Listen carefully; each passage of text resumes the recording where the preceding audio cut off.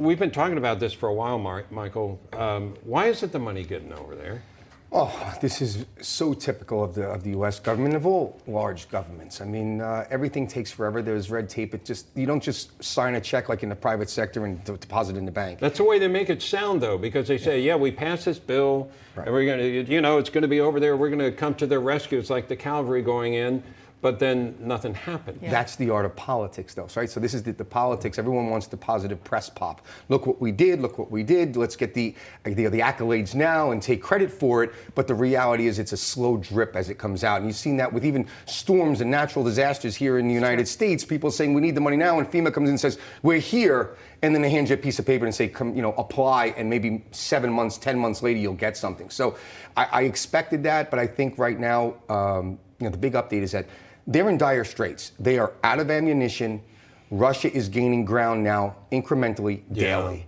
So they don't just need money. They need anti-air defense systems, and they're not getting it. So besides the fact that they're running out of ammunition, they're still getting bombarded, and little by little, Russia's gaining ground. So it's going to be interesting to see. I know a lot of other countries are going there now. France is on their way, and some other countries are going. So we'll see what happens. But it's definitely, in my opinion, it's becoming dire in many areas, especially in that Donbass area that we spoke so much about. Russia really controls the vast majority there. And unless they get a serious infusion of cash, munitions, and I think anti-air, it's going to be very difficult for Ukraine to hold on. Yeah, one of Putin's allies, Dmitry Medvedev, suggests that Ukraine will not exist in 2 years. Do you think that's true?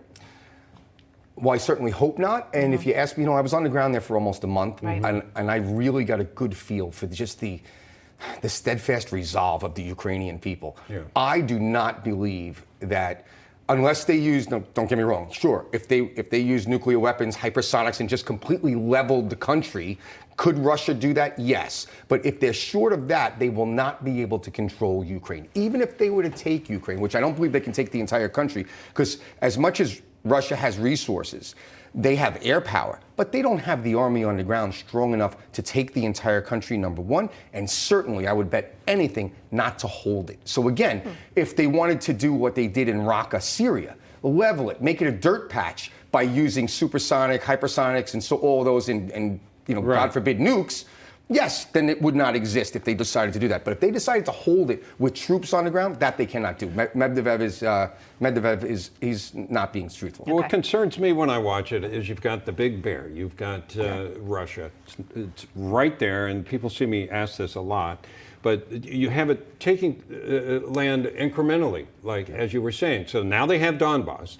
They have time on their side. I don't know if they have the money and the armed forces on their side for the next 2 years, but over time, they can keep taking little by little, unless we were to do a Berlin Wall right there in Ukraine. But that takes NATO, that takes commitment, that takes being willing to stand up to Putin and say, that's it, you're not going any further. And I don't see that happening. I think NATO has made it very clear, and I think that the United States has made it very clear that other than giving financial aid and some weapons, that's about all we're going to do there, and put sanctions on Russia. What's interesting about what you just said is, how much money and resources does Russia have? Well, now you have to look at China. How much does China play a role in helping Russia with their economy? And because Xi just said that he's actually going to be providing economic support to Russia. Right. And they're still making money. Sorry to put input, but Prita Morisi was just saying that Putin's actually making money because of all the gas